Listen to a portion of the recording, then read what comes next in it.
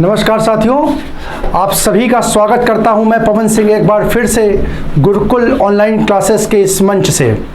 साथियों, अपनी विगत चर्चा के दौरान हमने वीडियो परीक्षा को ध्यान में रखते हुए एक अभ्यास सत्र का आयोजन किया था और आशा के अनुरूप, ठीक है, वहाँ पर जो भी सत्र हमारे द्वारा आयोजित किए या उन सत्रों में जिन भी प्रश्नों को हमारे द्वारा कराया गया, परीक्षा में उसी प्रकार के प्रश्न कुछ हमारे छात्रों के मन में इस चीज़ को लेकर के ऊहापोह की स्थिति भी थी कि सर, जिस स्तर पर आप क्वेश्चन करा रहे हैं क्या परीक्षा में प्रश्नों का स्तर वही होगा।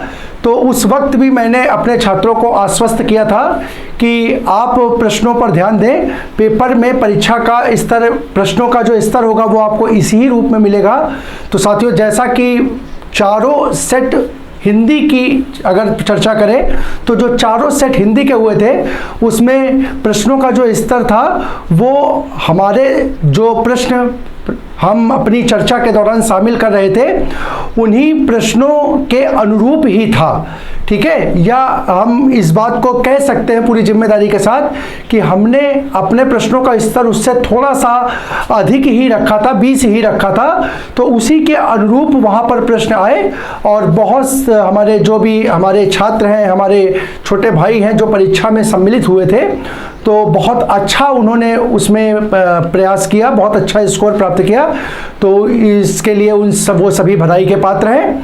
तो साथियों, जैसा कि आप सभी को विदित है कि आने वाले समय में उत्तर प्रदेश सरकार द्वारा पुलिस की एक बहुत बड़ी भर्ती का विज्ञापन बहुत ही जल्दी जारी करने की घोषणा की जा चुकी है। क्या कहते हैं, अभी तक हाल फिलहाल जो भर्तियां हुई हैं उनमें संभवतः ऐसा माना जा रहा है कि ये आने वाली भर्ती जो होगी ये अभी तक की सबसे बड़ी भर्ती होगी, ठीक है। लगभग 50,000 के पास पद सृजित है जिनका अध्याचन सरकार को भेजा जा चुका है और संभवतः उस पर सरकार ने मोहर भी लगा दी है। बहुत ही जल्दी आप लोगों के मध्य मेरा मानना है कि जुलाई माह में ही नोटिफिकेशन उसका रिलीज़ हो जाएगा। तो साथियों, उसी को ध्यान में रखते हुए, चूँकि अभी हमारे पास समय है, पर्याप्त है, तो उन चीज़ों को क्या कहते हैं, उन टॉपिक्स को पूरी तरीके से हम कंप्लीट करने का प्रयास करेंगे और उम्मीद करेंगे कि जो परीक्षा भविष्य में आयोजित होनी है उनमें आप पूरा का पूरा स्कोर कर सकें, ठीक है। हाँ, उसमें क्या कहते हैं, यूपी कांस्टेबल के साथ एसआई की परीक्षा भी है। तो उन दोनों परीक्षाओं को ध्यान में रखते हुए हम आपके सामने आज के सत्र को लेकर के उपस्थित हुए हैं।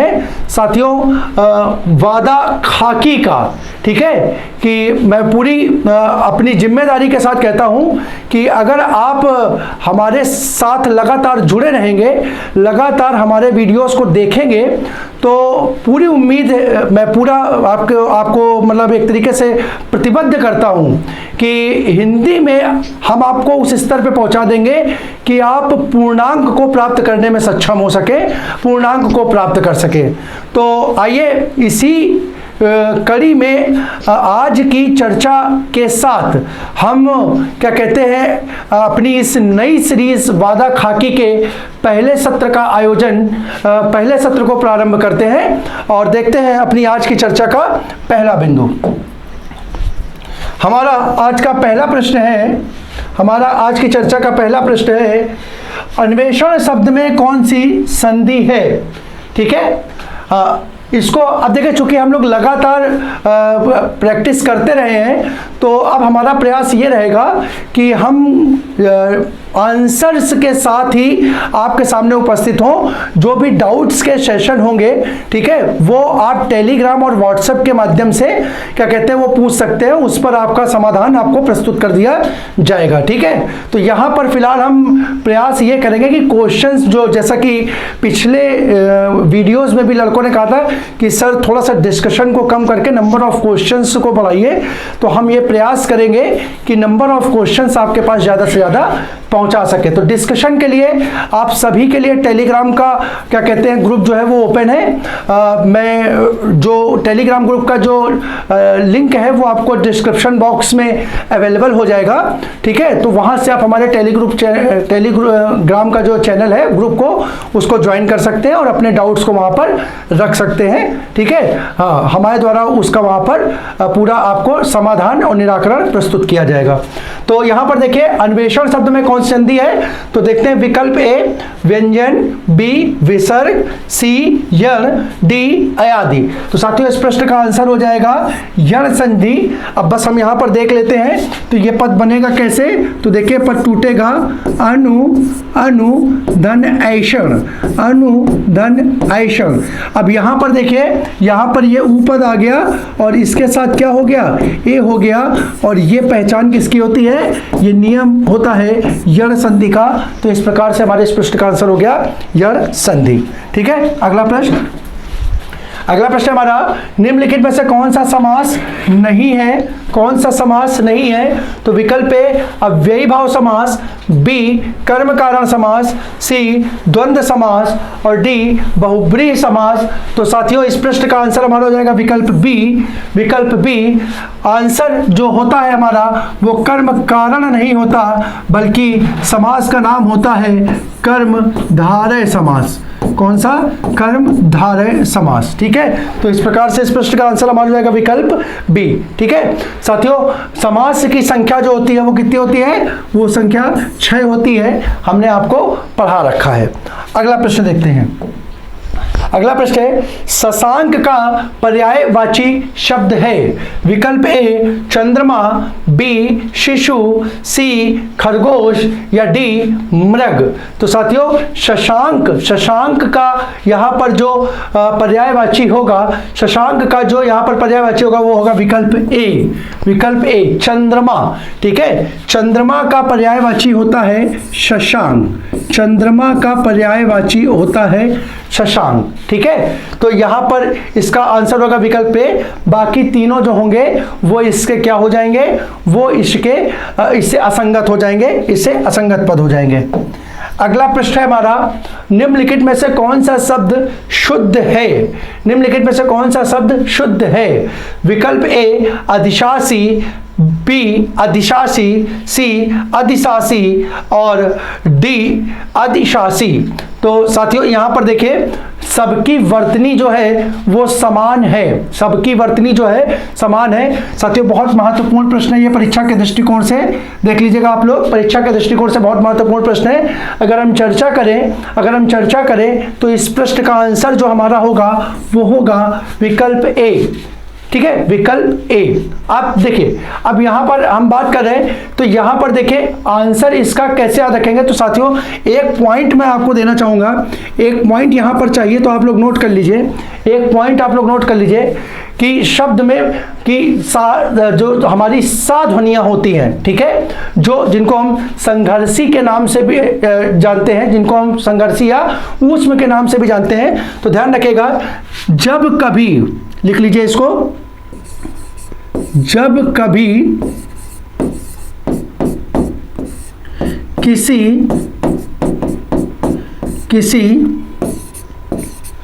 पद में तालव्य सा, मूर्धन्य सा और दंत सा का प्रयोग हो, ध्यान रखिएगा, जब किसी पद में तालव्य सा, मूर्धन्य सा या दंत सा का प्रयोग हो तो कॉमा लगा करके लिखिएगा। तो पद में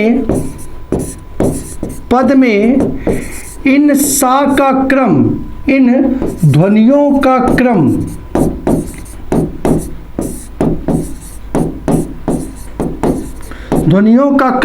या ध्वनियों के, ऐसे लिखेंगे, या ध्वनियों, इन ध्वनियों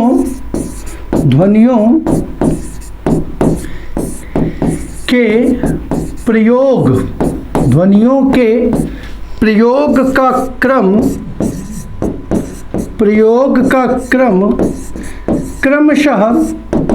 क्रमशः श और सा होगा,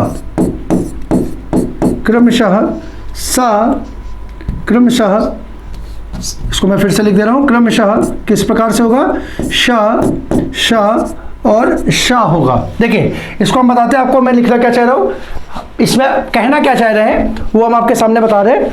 देखिएगा इसमें कह रहे हैं, जैसे हम एक शब्द लेते हैं, जैसे हमने यहां पे एक शब्द लिया शासक, ठीक है, हमने एक शब्द लिया यहां पे शासक। अब यहां पर देखिए, यहां पर ये तालुव्य सा का प्रयोग भी है और यहां पर ये दंत सा का प्रयोग भी है, ठीक है। अब यदि आता है कि इसकी वर्तनी कौन सी शुद्ध होगी, देखिए लिखने को तो ये ऐसे भी आ सकता था, ठीक है, लिखने को तो ये ऐसे भी आ सकता था, ठीक है। तो अब वर्तनी में पूछेगा तो शुद्ध वर्तनी कौन सी होगी, तो हमेशा ध्यान रखिएगा जो इनका क्रम होता है, सबसे पहले कौन सी सा आती है, तालव्य सा, उसके बाद कौन सी आती है, मूर्धन्य सा, और सबसे अंत में कौन सी आती है, दंत सा, ठीक है, सबसे अंत में कौन सी आती है, दंत सा। तो यहां पर ध्यान रखिएगा इसी क्रम में इसका प्रयोग होगा, ठीक है। अब यहां पर पहले कौन सी सा आएगी, पहले यहां पर तालव्य आएगी, फिर मूर्धन्य आएगी और फिर दंत आएगी। अगर किसी एक पद में तीनों सा का प्रयोग हुआ है, तीनों सा का प्रयोग हुआ है, तो वो तीनों सा इसी ही क्रम में आएंगी, कोई सा पहले नहीं आ सकते। जैसे यहाँ पे देखिए, यहाँ पर देखिए, तो यहाँ पर ये देखिए, ये कौन सी है, दंत सा, और ये कौन सी है, ये मूर्धन्य सा।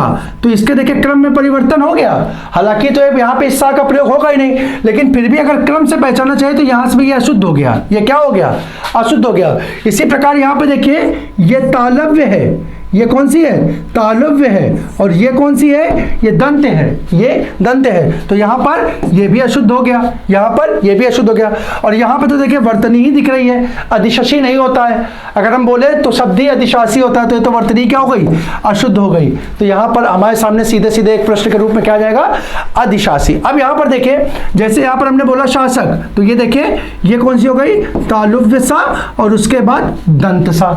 इसी प्रकार जैसे हम बोले, देखिए हम बोले शोषक, हम क्या बोले, शोषक है। अब इसी को अगर मान लीजिए कहीं इस प्रकार से लिख दे, अब किसी को नहीं समझ में आ रहा है, किसी को नहीं समझ में आ रहा है, सर जी सही कौन सा है, सही कौन सा है, तो यहाँ पर आप वही नियम लगा लीजिए। देख लीजिए यहाँ पर ये हो गई दंत और ये कौन सी है, मूर्धन्य। तो क्या ये सीक्वेंस में है, क्या ये क्रम में है, ये क्रम में नहीं है, तो ये पद क्या हो जाएगा, ये पद अशुद्ध हो जाएगा, शुद्ध पद क्या हो जाएगा, शोषक का हो जाएगा।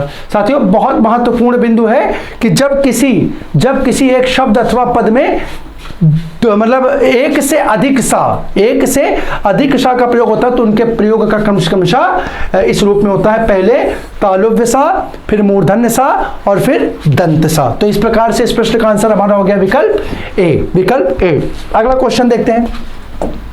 अगला क्वेश्चन हमारा, शाखा मृग शब्द का पर्यायवाची है, शाखा मृग शब्द का पर्यायवाची है। तो विकल्प ए हिरण, बी वानर, सी तोता और डी भौरा। तो साथियों यहां पर देखिए इस पद को पहले तोड़ लीजिए, ठीक है, इस पद को हमने तोड़ा तो ये हुआ शाखा और मृग, ठीक है, शाखा और मृग। यहां पर देखिए शाखा का मतलब होता है पेड़ की डाल, पेड़ की डाल, या इसको हम बोल सकते हैं डाल, पेड़ अथवा डाल। और मृग का मतलब होता है हिरण, मृग का मतलब होता है हिरण।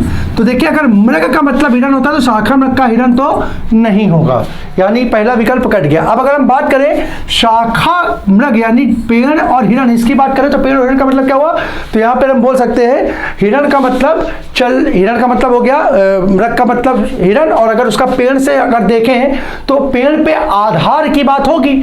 हम बोलेंगे क्या, ऐसा मृग जो पेड़ पर चले, ऐसा मृग जो क्या हो, पेड़ पर चले, तो जो पेड़ पर रहता होगा और जो चलता होगा, ठीक है। ऐसे यहां पर अगर विकल्प देखो तो क्या हो जाएगा, वो हो जाएगा वानर। तो शाखा मृग किसका पर्यायवाची हो जाएगा, वानर का। इस प्रश्न का आंसर हो जाएगा विकल्प बी। अगला क्वेश्चन देखते हैं। अगला क्वेश्चन हमारा गुण संधि का उदाहरण है। विकल्प देखते हैं, एक कृष्णा अवतार, बी विद्यालय, ठीक है, सी सर्वोपरि और डी रविंद्र।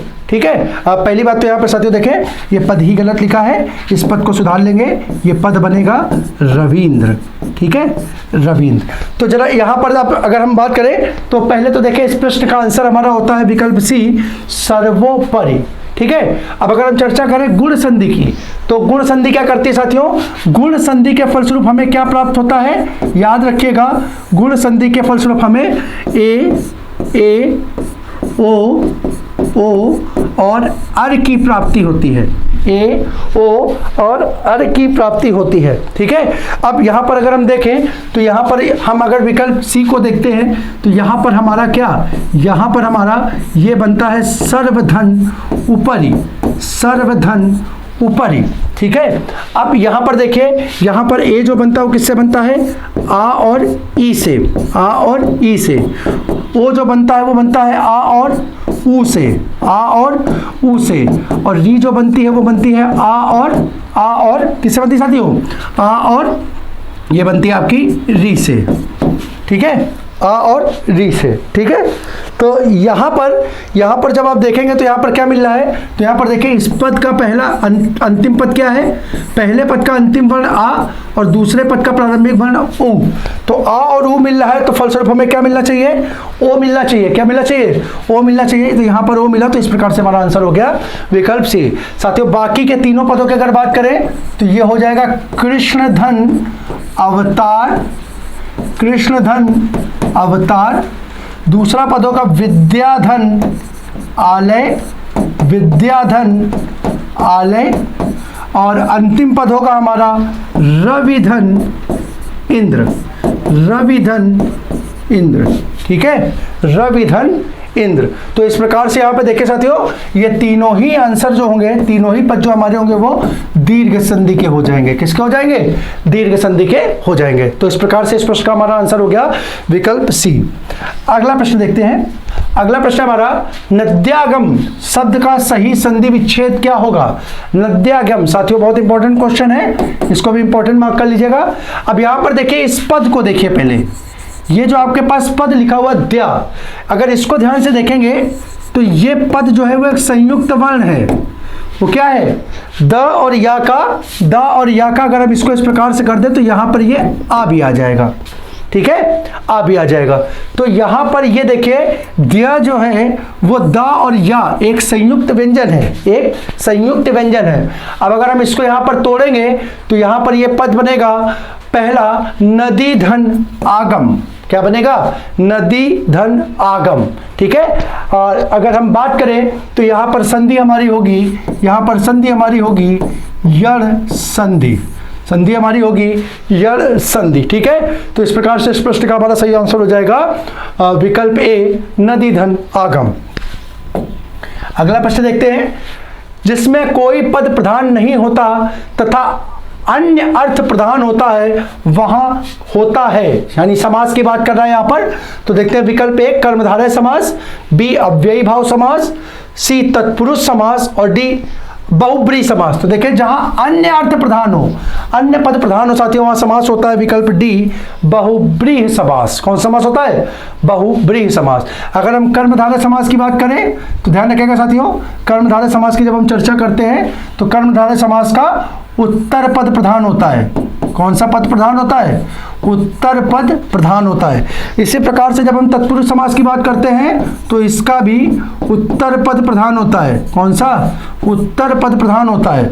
और जब अव्ययी भाव समास की बात करते हैं तो इसका पूर्व पद प्रधान होता है, पूर्व पद प्रधान होता है। तो साथियों ध्यान रखिएगा, ये प्रधानता होती है, ये प्रधानता होती है, ठीक है।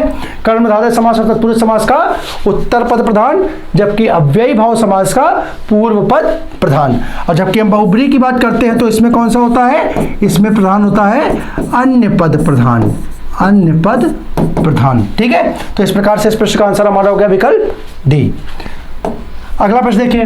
अगला प्रश्न है, निर्गुण शब्द में उपसर्ग है, निर्गुण शब्द में उपसर्ग है। तो साथियों जब इस पद को आप तोड़ते हो तो यहाँ पर ये पद टूटता है निर्धन गुण में, ठीक है। और अगर आप इसकी चर्चा करते हो तो आप विसर्ग संधि में देखते हो, विसर्ग का क्या, रा में परिवर्तन होता है। तो कहीं कहीं ये पद आपको इस रूप में भी लिखा मिलता है, निधन गुण, निधन गुण। जहां ये विसर्ग किसमें, विसर्ग जो है वो रा में परिवर्तित होकर के क्या बना देती है, निर उपसर्ग बना देती है। तो इस प्रकार से अगर सही देखे तो इस पद को तोड़ करके आप प्राप्त कर सकते हैं। यहां पर ये निर्धन गुण में टूटेगा और उपसर्ग क्या होता है, तो उपसर्ग होता है मूल पद के पहले, मूल पद के पहले प्रयुक्त होने वाला पदांश या शब्दांश। शब्दांश क्या कहलाता है, वो उपसर्ग कहलाता है। तो यहां पर शब्दांश के रूप में किसका प्रयोग हुआ, निर का प्रयोग हुआ। तो इस प्रकार से इस प्रश्न का आंसर हो जाएगा विकल्प बी, निर। ठीक है, निर इस पद में क्या हो जाएगा, उपसर्ग हो जाएगा। अगला क्वेश्चन देखते हैं। अगला क्वेश्चन हमारा वर्णमाला से है साथियों, वर्णमाला से है। अब इसको देखें, बहुत अच्छा क्वेश्चन है। परीक्षा में अभी हाल ही में परीक्षा जो अभी वीडियो की हुई है उसमें इसी तरीके का प्रश्न परीक्षा में पूछा गया है। तो हमने आपको पूर्व में भी इस प्रकार के प्रश्नों को हल करने के तरीके बताए थे। ठीक है, आइए फिर से एक बार चर्चा करते हैं। देखिए जो कह रहा है बस उसी आधार पे आपको आगे बढ़ना है। सबसे पहला क्या बोला, स्पर्श। अगर वर्णमाला की बात करते हैं तो स्पर्श क्या होते हैं साथियों, स्पर्श व्यंजनों का प्रकार होता है जिनकी संख्या कितनी होती है, 25 होती है। कितनी होती है, 25 होती है। अगर हमने स्पर्श की बात की तो यहां कितना आ गया, 25 आ गया। अब स्पर्श के बाद हमने कहा कंठ। अगर कंठ की बात करें तो साथियों अगर आपको याद होगा तो स्पर्शी में इन्हें वर्गी भी कहते हैं, और इसका तरीका मैंने आपको बताया था, ये KTM 2 है ना, 25 5 के समूह में ये होते हैं, 5 के समूह में ये होते हैं। ठीक है, इस प्रकार से ये होते हैं। ठीक है, तो यहां पर जो पहला वर्ग होता है, ठीक है, इसे क्या बोलते हैं, कंठ बोलते हैं, कंठ ध्वनि बोलते हैं या कंठ वर्ण बोलते हैं। ठीक है, तो यहां पर देखिए स्पर्श के बाद किसकी चर्चा हुई, कंठ की। तो अगर हमने बात करा इसमें दूसरे में कंठ की बात हुई तो अब आपके पास यानी 25 में से कितने बचे, अगर यहां पे कंठ की बात हुई तो 25 में से 20 हट गए, बचे कितने, 5 बचे, कितने, 5। अब कौन कौन से होंगे, तो वो होंगे का, खा, गा, घा, अंग। इनमें से कोई भी एक ध्वनि होगी, इनमें से कोई भी एक ध्वनि होगी। अब जरा दूसरा देखिए, अब यहां पर जैसे ही कंठ से बढ़े तो यहां पर बोला क्या, अघोष। अगर हम अघोष की बात करें तो इन 5 में साथियों अगर हम चर्चा करें किसकी, अघोष की, तो अघोष कौन से होंगे साथियों, तो अब अघोष में बचेंगे। देखो यहां देखिए किस प्रकार से बढ़ रहे हैं, यहां का से मां तक थे 25, जब स्पर्श की बात की तो का से मां तक। फिर जब कंठ की ओर बढ़े तो कंठ में कितने बचे, 5 बचे, तो का से अंगा तक, यानी ये 5 पे पहुंच गए। कहां पहुंच गए, 5 पे पहुंच गए। अब वो कह रहा अघोष, तो अघोष कितने होते साथियों, अघोष ये 2 होते, तो यहां कितने बचे, का और खा बचे। क्या बचे, का और खा बचे। और आखिरी में क्या कह रहा है, महाप्राण। क्या बोल रहा है भाई, बोलो भाई, क्या बोल रहा है, महाप्राण। तो अगर महाप्राण की बात करें तो इसमें क्या बचा, ये बचा खा। ठीक है, तो यानी ध्यान से देखिए, खा ध्वनि जो होगी, खा ध्वनि में वो स्पर्श होगी, कंठ होगी, अघोष होगी और महाप्राण होगी। क्या होगी, महाप्राण होगी। अब विकल्प में देखिए क्या कहीं खा पे है, तो विकल्प में देखिए विकल्प सी हमारा खा है, तो इस प्रश्न का उत्तर हमारा हो जाएगा विकल्प सी, विकल्प सी। साथियों बहुत ध्यान से सुनिएगा, बहुत ध्यान से सुनिएगा। अगर आपसे यहां पर पूछता, अगर यहां पे पूछता, सारी चीजें इतने रहने देता, अगर यहां पर आंसर की जगह क्या कर देता, अघोष में महाप्राण की जगह क्या कर देता, अगर यहां पे अल्प प्राण कर देता, बोलिए ध्यान रखेंगे, अगर यहां पर क्या कर देता, अल्प प्राण कर देता, तो अब इनका खा में अल्प प्राण क्या होता, का हो जाता, तो हमारे प्रश्न का आंसर क्या हो जाता, का हो जाता। ठीक है, इस प्रकार से आप बाकी के विकल्पों को भी लैंग्वेज बना करके, ठीक है, सॉल्व करने का प्रयास करिएगा कि इसमें से गा कैसी ध्वनि होगी। तो ध्यान रखिए, देखिए गा यहाँ स्पर्शी हो गई, गा यहाँ कंठ हो गई, लेकिन यहाँ अघोष में नहीं मिल रहा, तो अगर गा की चर्चा करेंगे तो गा क्या हो जाएगा, गा सघोष हो जाएगी। गा कैसी हो जाएगी, सघोष। और फिर गा की बात करें तो सघोष में वो क्या होगी, अल्प प्राण की महाप्राण, तो हो जाएगी अल्प प्राण। तो इस प्रकार से बाकी के क्वेश्चन बनाने का प्रयास कीजिएगा। ठीक है, आपके सामने इस पृष्ठ के 3 प्रश्न और बनेंगे, 3 प्रश्न और बनेंगे, उसको आप बना करके सॉल्व करने का प्रयास कीजिएगा, बहुत अच्छे से आपकी प्रैक्टिस हो जाएगी। ठीक है, अपने अगले प्रश्न की ओर हम लोग बढ़ते हैं। हमारा अगला प्रश्न है, निम्नलिखित में से कौन सा शब्द देशज है, निम्नलिखित में से कौन सा शब्द देशज है। विकल्प ए ऑर्डर, बी अजब, सी चिड़िया, बी आबरू। तो साथियों देखिए, ऑर्डर, अजब और आबरू, ऑर्डर, अजब और आबरू ये तीनों विदेशज हो जाएंगे, तो हमारा आंसर हो जाएगा विकल्प सी चिड़िया। विकल्प सी क्या हो जाएगा? चिड़िया जो होगा वो हमारा देशज शब्द हो जाएगा। अगले प्रश्न की अगर चर्चा करें, आंसर है निम्नलिखित में से तत्सम तद्भव शब्द युग्म को ज्ञात करना है। शब्द युग्म को, सही शब्द युग्म को ज्ञात करना है। तो यहां पर देखिए विकल्प ए ध्वनि, धुनि, नस, नभ, ठीक है, नेम, नप्त, नुप्त और डी स्नेह, ने। तो साथियों इस प्रश्न का जो सही आंसर होगा वो होगा विकल्प डी स्नेह, ने। ये स्नेह जो है, स्नेह जो है, स्नेह बोलते हैं, ये तत्सम पद है। स्नेह जो है तत्सम पद है, जिसका तद्भव रूप जो होता है, तद्भव रूप जो होता है वो नेह होता है। क्या होता है? नेह होता है। ठीक है, बाकी के तीनों इसके असंगत पद हो जाएंगे, बाकी के तीनों इसके असंगत पद हो जाएंगे। तो इस प्रकार से इस प्रश्न का आंसर होगा हमारा विकल्प डी। अगला प्रश्न देखते हैं। अगला प्रश्न हमारा, दिए गए शब्दों में विदेशज शब्द ज्ञात कीजिए। विदेशज शब्द ज्ञात कीजिए। ठीक है, विकल्प ए डोंगा, बी तेंदुआ, सी कलाई और डी तरक्की। तो साथियों यहां पर ध्यान रखिएगा, इस प्रश्न का सही आंसर होगा विकल्प डी तरक्की। विकल्प डी तरक्की। अब आपके लिए एक प्रश्न है, इसको कमेंट में लिख करके आप हमें बताएंगे कि तरक्की शब्द जो है, तरक्की शब्द जो है वो किस भाषा का है? किस भाषा का है?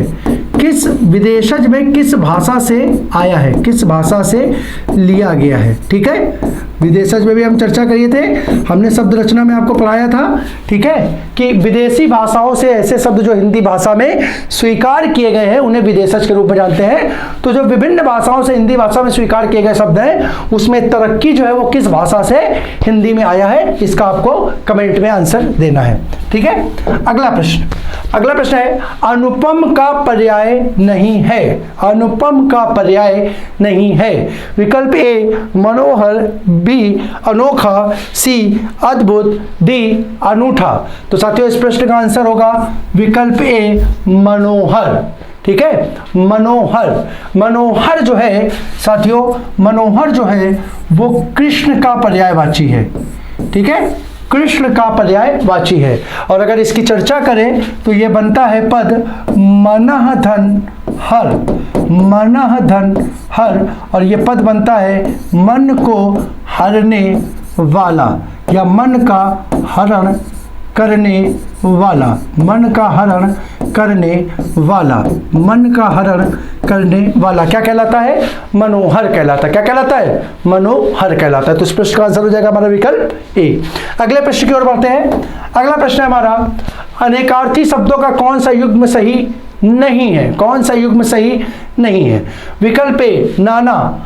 नाना का देखिए अर्थ क्या है? नाना का अनेक होता है, हम लोग बोलते हैं यस, नाना प्रकार, नाना प्रकार। ठीक है, और माँ के पिता को भी नाना बोलते हैं, तो ये तो हमारा आंसर नहीं होगा। ठीक है, अब देखते हैं विकल्प बी अयन।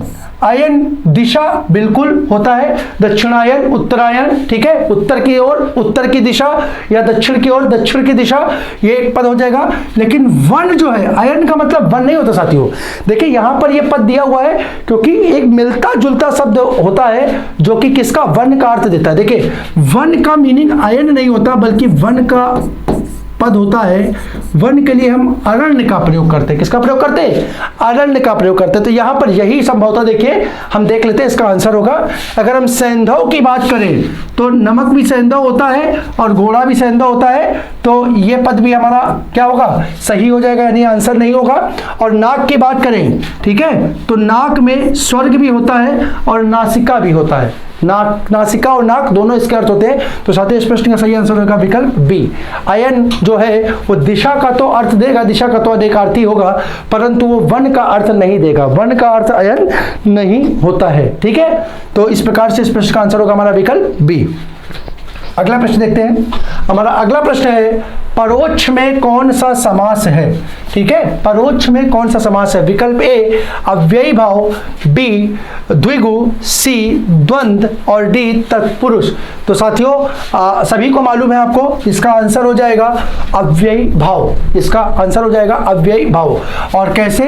तो यहाँ पर देखिए, यहाँ पर उपसर्ग पर का प्रयोग हुआ है, ठीक है, उपसर्ग पर का प्रयोग हुआ है। और हम जानते हैं कि उपसर्गों के प्रयोग से, उपसर्गों के प्रयोग या उपसर्गों का प्रयोग, उपसर्गों का प्रयोग प्रायः जिस समास में होता है वो समास कौन सा होता है? अव्ययी भाव समास होता है। कौन सा होता है? अव्ययी भाव समास होता है। तो उपसर्गों के प्रयोग से निर्मित समास कौन सा हो जाएगा? अव्ययी भाव। हमारे प्रश्न का आंसर हो जाएगा विकल्प ए। आइए अगला प्रश्न की ओर बढ़ते हैं। अगला प्रश्न है हमारा, कानों सुनी बात सच्ची नहीं है। कानों सुनी बात सच्चित नहीं है। वाक्य को रेखांकित पद में, वाक्य के रेखांकित पद में कारक है, रेखांकित पद में कारक है। यानी यहाँ पर आपको क्या कारक की पहचान करनी है। तो देखिए यहाँ पर कानों सुनी बात, कानों सुनी बात, जरा विकल्प देखते हैं। कर्ता कारक, बी अधिकरण कारक, सी कर्म कारक और डी कारण कारक, ठीक है। अब यहाँ पर देखिए, यहाँ पर ठीक है, बात सुनने के लिए, बात सुनने का माध्यम क्या है? माध्यम क्या है? माध्यम है कान, ठीक है, कान। अब देखिए हम लोग जब कारक पढ़ते हैं तो क्या पढ़ते हैं? करण कारक कहाँ पे होता है? जहाँ क्रिया का, जहाँ पर क्या होता है कि जहाँ किसी माध्यम की आवश्यकता पड़ती है, ठीक है। क्रिया को संपादित करने के लिए या कार्य को करने के लिए जब हमें किसी माध्यम की आवश्यकता होती है तो ऐसे वाक्यों में प्रायः कौन सा कारक? कारण कारक होता है। माध्यम की आवश्यकता का प्रयोग साथियों, माध्यम का प्रयोग हम लोग किस में करते हैं? कारण कारक में करते हैं। अगर देखिए थोड़ा सा, अगर आपको थोड़ा सा आसान करके इसको थोड़ा सा परिवर्तन करके हम देखें तो यहां पर आप आंसर आसानी से निकाल पाएंगे। अगर हम कानों सुनी बात को अगर यहां पर लिख दें, कानों से सुनी, कानों से सुनी, कानों से सुनी, तो यहां पर देखिए आपको अपने आप मिल गया। यहां पर क्या मिल गया? यहां पर आपको से मिल गया। और आपको मालूम है से चिन्ह जो होता है वो करण कारक का होता है और अपादान कारक का होता है। क्या होता है? अपादान कारक का होता है। अब यहां पर साथियों आप निकाल सकते हैं, यहां पर देखिए विकल्प में अपादान है ही नहीं, तो आंसर आपका क्या हो जाएगा? डी करण कारक हो जाएगा। अब साथियों कुछ लोग अगर कहेंगे सर जी ये तो मान लीजिए ठीक है, यहां पर विकल्प ऐसे हो गए, लेकिन यदि विकल्प में अपादान कारक भी होता, करण के साथ अपादान कारक भी होता, तो साथियों मेरे कारक पढ़ाते समय आप लोगों को बताया था, कारक पढ़ाते समय मैंने इस चीज की चर्चा की थी कि से का प्रयोग करण कारक के रूप में कब होगा? जब कोई चीज साथ में होगी या जुड़ी होगी, साथ में होगी या जुड़ी होगी। और अपादान कारक का प्रयोग कब होगा? जब उससे अलग होने का भाव होगा, अलग होने का भाव प्राप्त होगा, अलग होने का भाव प्राप्त होगा। तो यहां पर देखिए, यहां पर बात सुन रहे हैं, बात सुन रहे हैं, तो वो दूर नहीं जा रही है बल्कि क्या हो रही है? पास आ रही है, साथ में है, ठीक है, आपके पास आ रही है, जुड़ रही है, जुड़ रही है। तो जुड़ने के कारण यहां कौन सा कारक हो जाएगा? विकल्प डी करण कारक हो जाएगा। तो प्रश्न का आंसर हो जाएगा हमारा विकल्प डी। अगला प्रश्न की ओर बढ़ते हैं। अगला प्रश्न हमारा, वीरों ने देश के हेतु बलिदान दिया में कौन सा कारक है? ठीक है, वीरों ने देश के हेतु बलिदान दिया में कौन सा कारक है? ठीक है, तो ए कर्ता कारक, बी संप्रदान कारक, सी करण कारक और डी अपादान कारक। तो यहाँ पे देखिए देश के हेतु के लिए अगर हम यहाँ पे एक पद का प्रयोग कर ले, देश के लिए बलिदान, देश के लिए बलिदान के लिए चिन्ह होता है, वो संप्रदान कारक का होता है। किसका होता है? संप्रदान कारक का होता है। ठीक है, आप लोगों को मालूम होगा पूर्ण रूप से कि प्रत्येक कारक की अपनी एक निश्चित विभक्ति अथवा चिन्ह होता है जिसके द्वारा हम उस पद में या उस शब्द में कारक की पहचान करते हैं। तो यहाँ पर देखिए के लिए चिन्ह का प्रयोग हुआ, तो यहाँ के लिए चिन्ह के कारण इस पद में कौन सा समास हो जाएगा? कौन सा समास हो जाएगा? संप्रदान कारक हो जाएगा। कौन सा हो जाएगा? संप्रदान कारक हो जाएगा। अगला प्रश्न देखते हैं। अगला प्रश्न है हमारा, दिए गए वाक्य में किस विराम चिन्ह का उपयोग किया जाएगा उसकी पहचान कीजिए। यह घड़ी ज्यादा दिनों तक नहीं चलेगी। ठीक है, अब यहां पर देखिए विकल्प ए बी सी डी में कुछ विराम चिन्ह दिए हुए हैं। तो यहां पर अगर हम चर्चा करें तो देखिए सबसे पहले तो यहां पर यह प्रश्नवाचक चिन्ह है नहीं। ठीक है, ये हमको जानकारी प्रदान कर रहा है। तो सबसे पहले यहां पर क्या, ये हमारा ये पद हटेगा। ठीक है, ये हमारा प्रश्नवाचक चिन्ह हटेगा और प्रश्नवाचक चिन्ह में अगर प्रयोग होगा इसकी जगह तो प्रश्नवाचक चिन्ह की जगह पूर्ण विराम का प्रयोग होगा। यह घड़ी ज्यादा दिनों तक नहीं चलेगी, एक पूर्ण विराम हो गया। अब जरा देखें आखिरी में पूर्ण विराम कहां पे है, तो देखिए यहां पर नहीं है तो यह हट गया। यहां पर ये देखिए विस्मयादि बोधक है और विस्मयादि बोधक का प्रयोग कहां पे होता है, हृदय की मन की भावनाओं को प्रदर्शित करने पे, तो ये भी नहीं होगा। अब देखिए विकल्प आपके पास क्या बचे, आपके पास बचा विकल्प ए और विकल्प सी, इन दोनों में से आपका कोई एक आंसर है। तो अब यहां पर देखिए यहां पर यह घड़ी, अब अगर बात करें यह घड़ी की बात हो रही है तो यहां पर योजक चिन्ह का प्रयोग ना होकर के किसका, अल्प विराम का प्रयोग होगा। किसका प्रयोग होगा, अल्प विराम का प्रयोग होगा। वाक्य बनेगा यह घड़ी, यहां अल्प विराम और इसके साथ यह पूर्ण विराम। तो यहां पर अगर हम चर्चा करें तो इस प्रश्न का सही आंसर होगा विकल्प ए। ठीक है, विकल्प ए, यह घड़ी ज्यादा दिनों तक नहीं चलेगी। प्रश्न का आंसर हो जाएगा हमारा विकल्प ए। ठीक है, अगला प्रश्न की ओर बढ़ते हैं। अगला प्रश्न हमारा, निम्नलिखित में से किस वाक्य में विराम चिन्हों का सही प्रयोग किया गया है, विराम चिन्हों का सही प्रयोग किया गया है। पहला विकल्प देखते हैं, शाबाश इसी तरह सफल होते रहो। तो देखना भाइयों यहां पर यह पद क्या दिया हुआ है, शाबाश, और शाबाश जो होता है वो क्या करता है, हृदय की भावना को व्यक्त करता है, हृदय की भावना को व्यक्त करता है। और हृदय की भावना को व्यक्त करने वाले वाक्य किसके अंतर्गत जाते हैं, विस्मयादि बोधक, विस्मयादि बोधक शब्दों के अंतर्गत जाते हैं। और विस्मयादि बोधक शब्दों के साथ हम किसका, विस्मयादि बोधक चिन्ह का प्रयोग करते हैं। तो यहां पर ये साथियों पद क्या हो गया, गलत हो गया, क्योंकि यहां पर किसका प्रयोग होगा, विस्मयादि बोधक का प्रयोग होगा, विस्मयादि बोधक का प्रयोग होगा। उसके बाद हम देखते हैं, तीनों साथ साथ खेलते खाते पढ़ते और टहलते हैं। साथियों यहां पर देखिए, यहां पर खेलना, खाना, पढ़ना, एक से अधिक क्रियापदों का प्रयोग हुआ है। अगर एक से अधिक क्रियापदों का प्रयोग होता है तो उसके मध्य में हम किसका, उसके मध्य में हम अल्प विराम, ठीक है, कॉमा का प्रयोग करते हैं। तो यहां पर क्या होगा, यहां पर ये चिन्ह हटेगा, योजक का प्रयोग ना होकर के बल्कि क्या होगा, खेलते खाते और पढ़ते, खेलते खाते पढ़ते और टहलते हैं। तो इस प्रकार से यहाँ पर योजक चिन्ह का प्रयोग ना होकर के क्या, कॉमा का प्रयोग होगा। तो ये वाक्य भी हमारा क्या हो गया, गलत हो गया है, यानी कि हमारा आंसर नहीं होगा। अब जरा हम बात करते हैं, देखिए फिर से वहां पे तो संज्ञा की परिभाषा दे दी है यहाँ पे कि व्यक्ति, वस्तु, स्थान और भाव आदि के नाम को, भाव आदि के नाम को संज्ञा कहते हैं। तो यहाँ पर देखिए साथियों, जैसे यहाँ व्यक्ति, स्थान और भाव के बीच में किसका, कॉमा का प्रयोग हुआ है, उसी प्रकार से यहां पर भी किसका, कॉमा का प्रयोग होगा, ना कि योजक चिन्ह का। तो ये के भी हमारा क्या हो जाएगा, गलत हो जाएगा, ये भी क्या हो जाएगा, गलत हो जाएगा। अब अगर हम बात करें विकल्प डी की, तो वह कब तक आएगा कहा नहीं जा सकता, वह कब तक आएगा कहा नहीं जा सकता। तो यही वाक्य जो होगा हमारा क्या होगा, सही हो जाएगा, विकल्प डी जो। तो अब अपने अगले प्रश्न की ओर बढ़ते हैं। अगला प्रश्न देखते हैं, हमारा 22वां प्रश्न है, सरल या साधारण वाक्य किसे कहते हैं, सरल या साधारण वाक्य किसे कहते हैं। तो देखिए, जो छोटा हो, विकल्प बी जिसका अर्थ सरलता से समझा जा सके, सी जिसकी अनेक क्रियाएं हो, और विकल्प डी जिसका एक उद्देश्य और एक विधेय हो। तो साथियों ध्यान रखिएगा, सामान्य रूप से इस प्रश्न का आंसर जो होगा वो होगा विकल्प डी, सरल अथवा साधारण वाक्य का एक उद्देश्य और एक विधेय होता है, एक उद्देश्य और एक विधेय होता है। अगर बहुत आसानी से जानना चाहें तो ध्यान रखिएगा, एक उद्देश्य का मतलब किसी वाक्य का होता है कर्ता, और विधेय का मतलब होता है कर्ता के अतिरिक्त, कर्ता के अतिरिक्त, कर्ता के अतिरिक्त। अगर हम चर्चा करें इसी में तो ध्यान रखिएगा, कर्ता अंग्रेजी में अगर हम इसको देखें तो अंग्रेजी में इसको बोलते हैं सब्जेक्ट। क्या बोलते हैं, इसको बोलते हैं सब्जेक्ट। और ये विधेय जो होता है, ये विधेय जो कहलाता है, इसको बोलते हैं प्रेडिकेट। क्या बोलते हैं, प्रेडिकेट। ठीक है, सब्जेक्ट और प्रेडिकेट कहलाते हैं, सब्जेक्ट और प्रेडिकेट कहलाते हैं। तो इस प्रकार से इस प्रश्न का आंसर हमारा होगा विकल्प डी।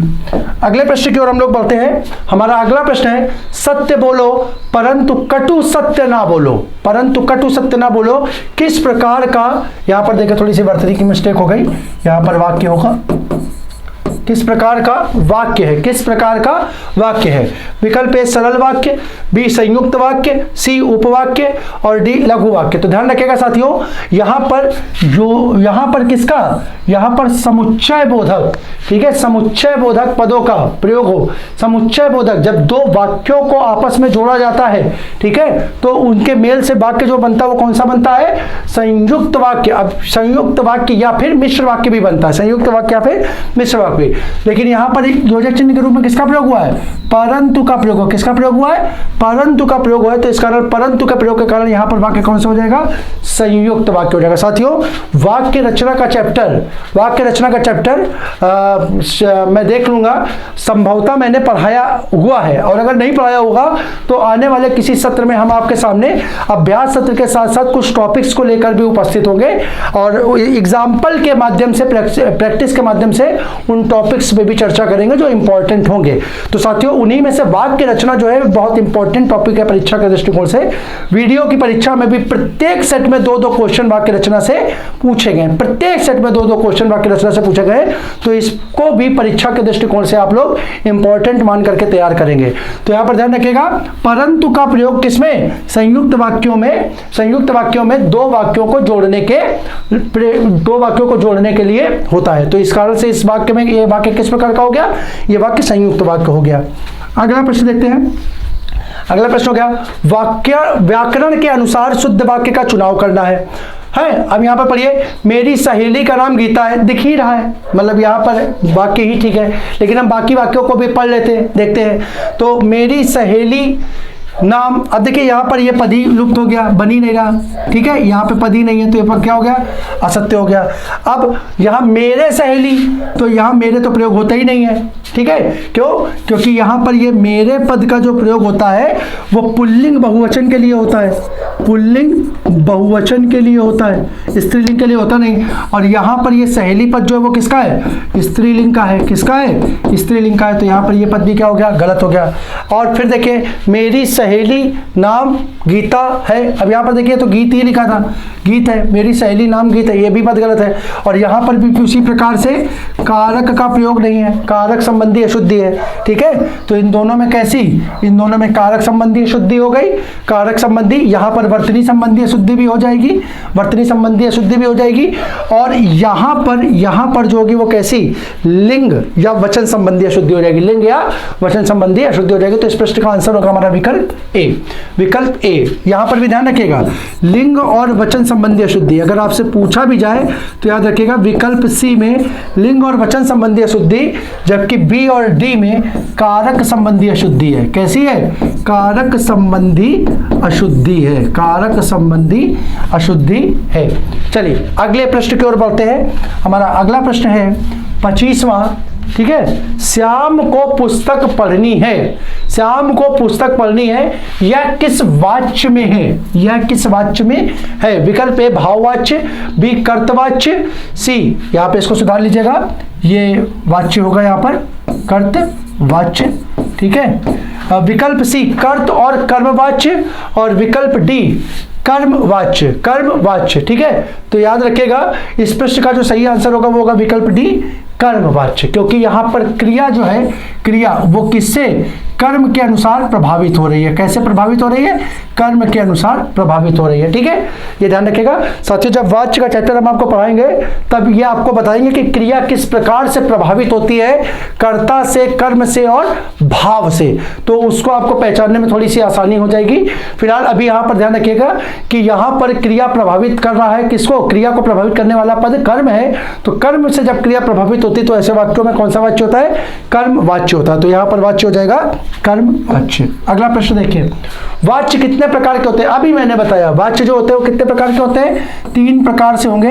एक में क्रिया किससे प्रभावित होगी, कर्ता से, एक में क्रिया किससे प्रभावित होगी, कर्म से, और एक में क्रिया किससे, भाव पर आधारित होगी, भाव से प्रभावित होगी। तो जब क्रिया कर्ता पर आधारित होती है, कर्ता से प्रभावित होती है, तो वहां कर्तवाच्य, ठीक है, यहां इसको बोलते हैं क्या, कर्तवाच्य। क्रिया जब कर्म से प्रभावित होती है तो उसे बोलते हैं कर्मवाच्य, और जब दोनों से प्रभावित ना हो तो उसे बोलते हैं भाववाच्य। यानी यहां पर वाच्य के प्रकार होंगे विकल्प ए 3, आंसर हो जाएगा आपका ए। अगला क्वेश्चन की ओर। अगला क्वेश्चन है हमारा, दिए गए वाक्य का काल ज्ञात करना है।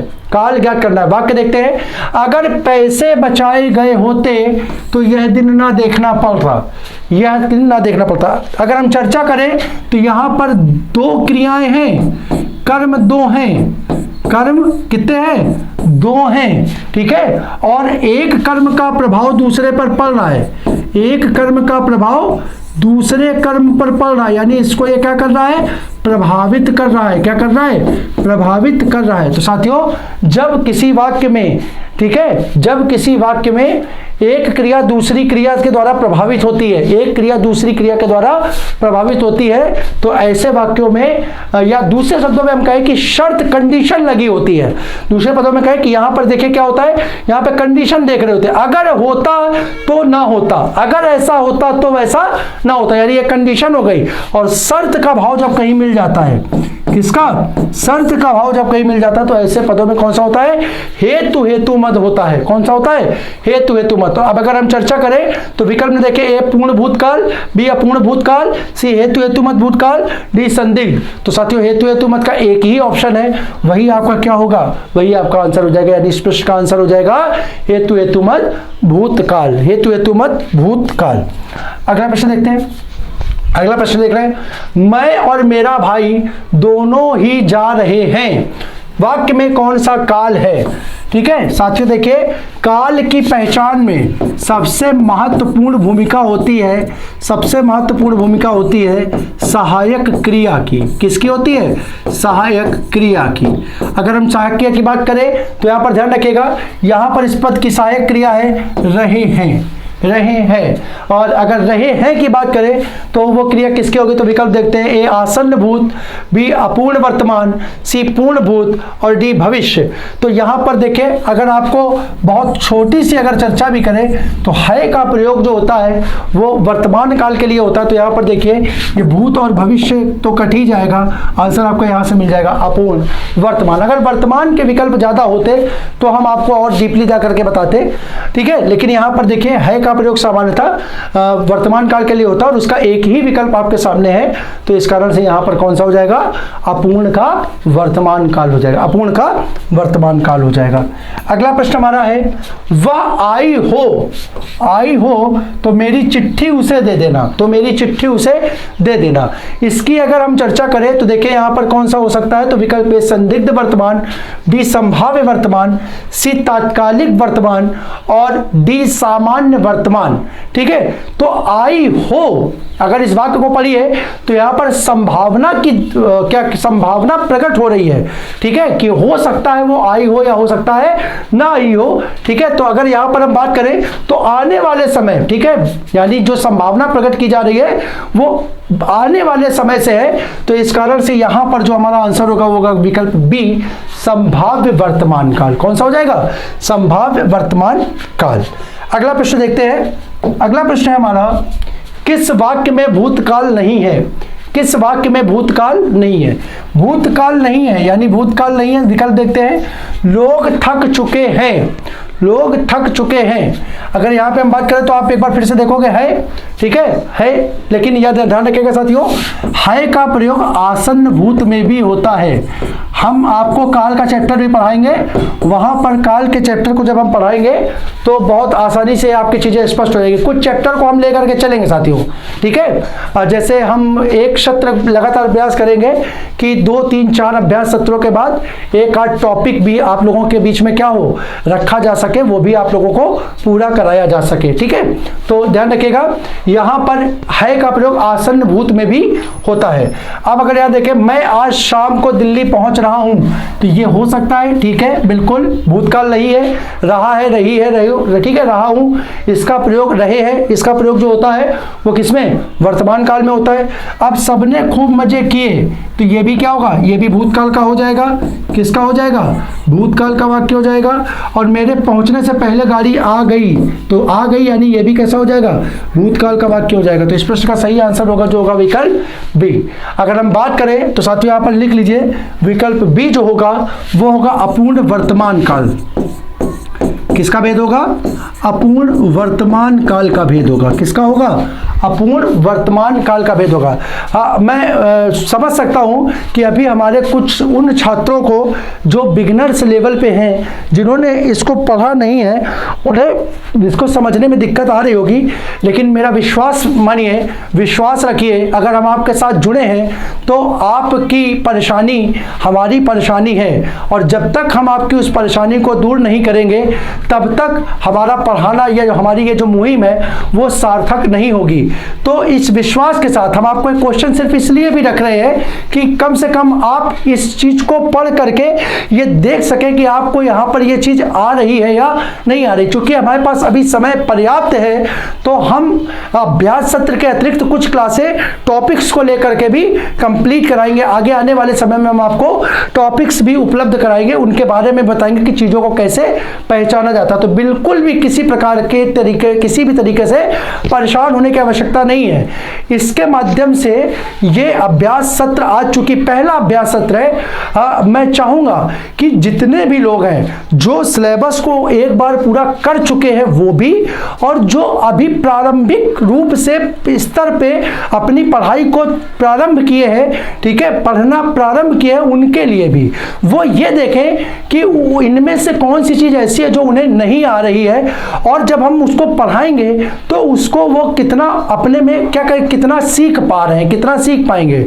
और जो लोग हमसे पढ़ चुके हैं किसी ना किसी रूप में या कहीं ना कहीं इसको, तो वो ये तैयारी करें कि वो क्या अपने जो उन्होंने पढ़ा है उसका सही से अनुप्रयोग या उसका सही से प्रैक्टिकल जो है, ठीक है, परीक्षा में उसका सही प्रयोग कर पा रहे हैं कि नहीं कर पा रहे। ठीक है, तो दोनों लोग किसी भी प्रकार से निराश होने की आवश्यकता नहीं है, चाहे प्रश्न सही हो चाहे गलत हो। कॉन्सेप्ट मैं पूरी तरीके से आश्वस्त कराता हूं आपको कि हम आपको पूरी तरीके से एक एक नियमों से रूबरू कराएंगे, एक एक नियमों की जानकारी देंगे, ताकि आपके लिए सारी चीजें क्या हो, परीक्षा में जाने से पहले आसान हो जाए। ठीक है, तो अभी फिलहाल आंसर पे हम लोग चलते हैं, क्योंकि हमारा एक उद्देश्य क्या है, अधिक से अधिक प्रश्नों को सॉल्व करना। तो इस प्रश्न का आंसर हो जाएगा हमारा विकल्प बी। ठीक है, अपूर्ण वर्तमान।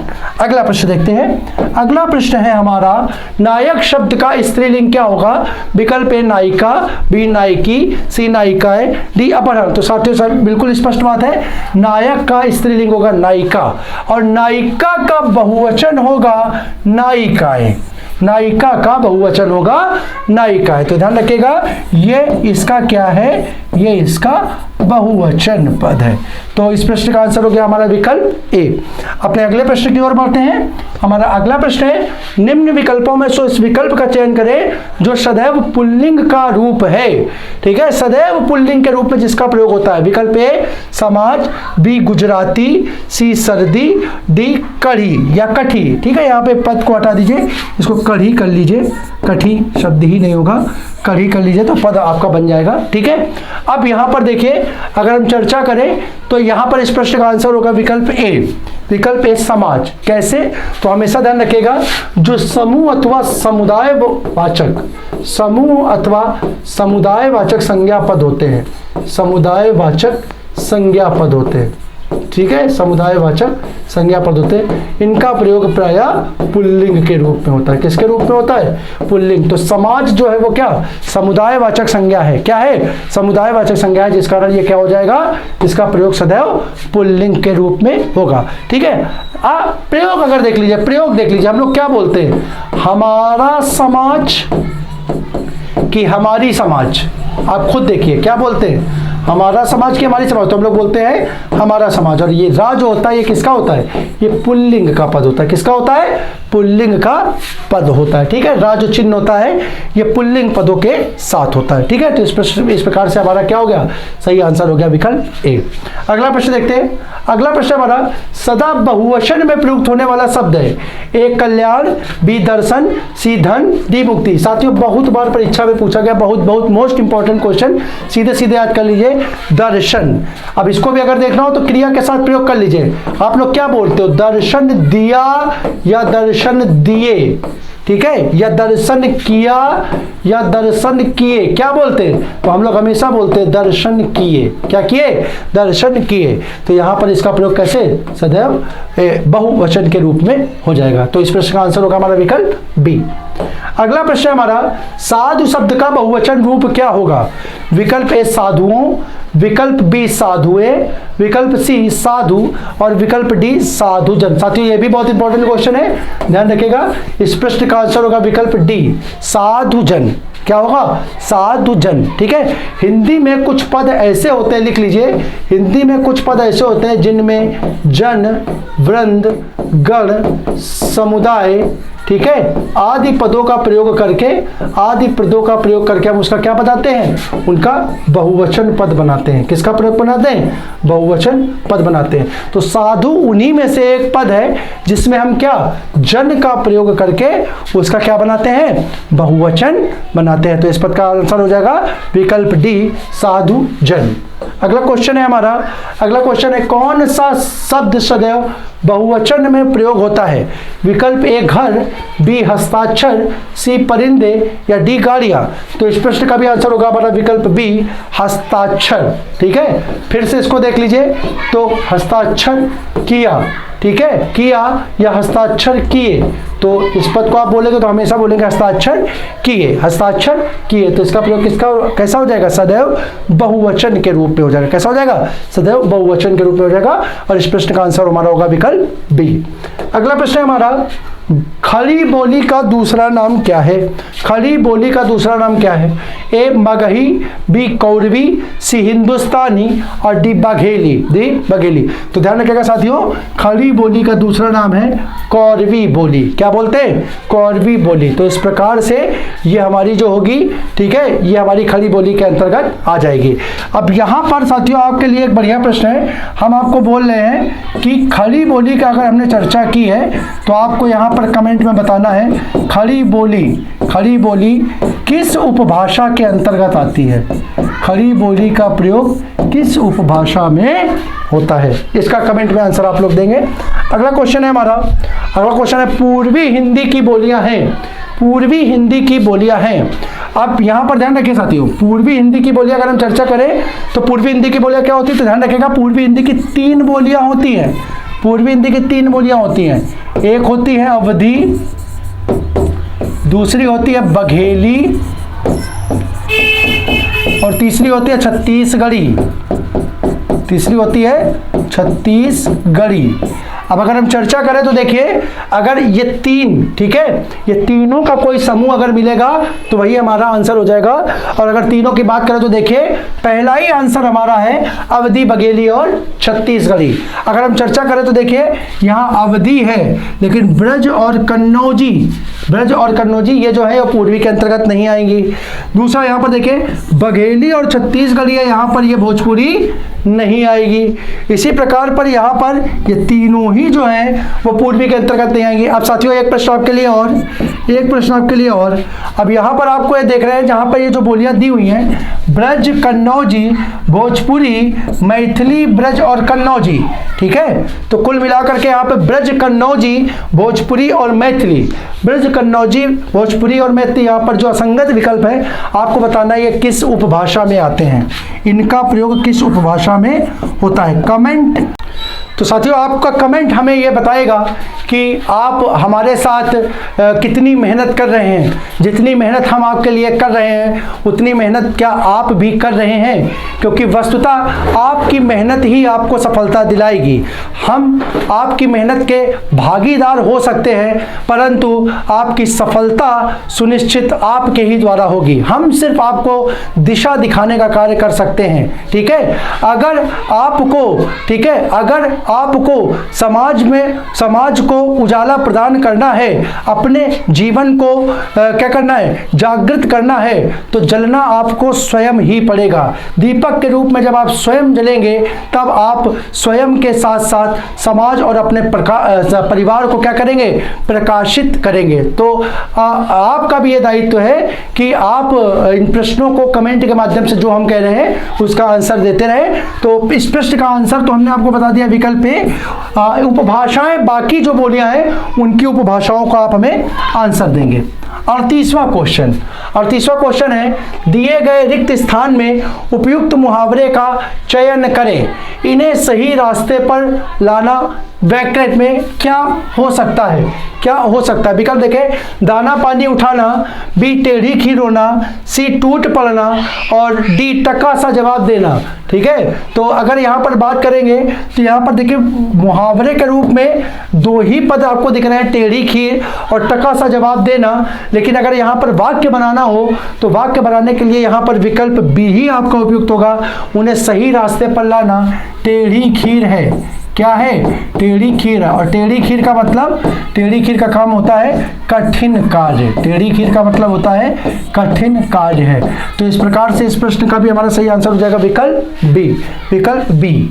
अगले प्रश्न की हम चर्चा करें तो हवाई किले बनाना इस मुहावरे का अर्थ है। विकल्प ए कल्पना करना, बी किले बनाना, सी हवाई जहाज या डी हवा खाना, डी हवा खाना। तो याद रखिएगा साथियों, हाँ इस प्रश्न का भी सही आंसर होगा ए कल्पना करना। हवाई किले बनाना यानी कल्पना करना या किसी चीज के बारे में सोचना, उसका अर्थ हो जाएगा। तो इस प्रश्न का सही आंसर होगा विकल्प ए। और अपने अगले प्रश्न की ओर हम लोग बढ़ते हैं और हमारा अगला प्रश्न कह रहा है, अंबर पनघट में डूबी रही तारा घट उषा नागरी में कौन सा अलंकार है, कौन सा अलंकार है। विकल्प ए अनुप्रास, बी श्लेष, सी रूपक या डी उपमा। तो साथियों इस प्रश्न का सही आंसर होगा सी रूपक अलंकार, सी रूपक अलंकार। साथियों अगर आप लोगों को अलंकार का चैप्टर पढ़ना है तो हमारी प्लेलिस्ट में हमने अलंकारों को बहुत ही विस्तृत तरीके से पढ़ाया है, वहां से जा करके आप अपने अलंकारों को पढ़ सकते हैं और उनकी पहचानों को देख सकते हैं। वहां से पढ़ने के बाद आपको संभवतः अलंकार का शायद ही कोई ऐसा क्वेश्चन हो जो लगाने में आप क्या हो, असमर्थ हो, नहीं तो अलंकार का चैप्टर आप लोगों के लिए बहुत आसान हो जाएगा। ठीक है, तो इसी चीज के साथ यहाँ पर आज के जो हमारे पहले सत्र के 40 क्वेश्चन हैं वो पूर्ण होते हैं। ठीक है, आशा करता हूँ कि इन प्रश्नों से आप क्या करते हैं, लगातार अभ्यास करेंगे। इन प्रश्नों के जो विकल्प हैं, जैसे कि मैं आप लोगों को बताता रहता हूँ, उस आधार पर आप अपनी पढ़ाई को करेंगे। ठीक है, और आने वाली जो परीक्षा है उसके लिए अपने आप को तैयार करेंगे। आगे की कक्षाओं में, ठीक है, जैसा कि मैंने आपको कहा कि अभ्यास सत्र के साथ साथ कुछ परीक्षा, कुछ विषय, कुछ टॉपिक्स को लेकर के हम आपके सामने उपस्थित होंगे। ठीक है, इसी वादे के साथ कि मतलब वादा खाकी का, ठीक है, वादा खाकी का कि हम आपको सरकारी नौकरी के तहत अपनी ओर से पूरा प्रयास करेंगे कि आपको एक सम्मानजनक नौकरी प्राप्त करा करके समाज में आपको आपका उचित सम्मान दिला सके। ठीक है, इसी वादे के साथ मैं अपनी आज की चर्चा को समाप्त करता हूं। जय हिंद।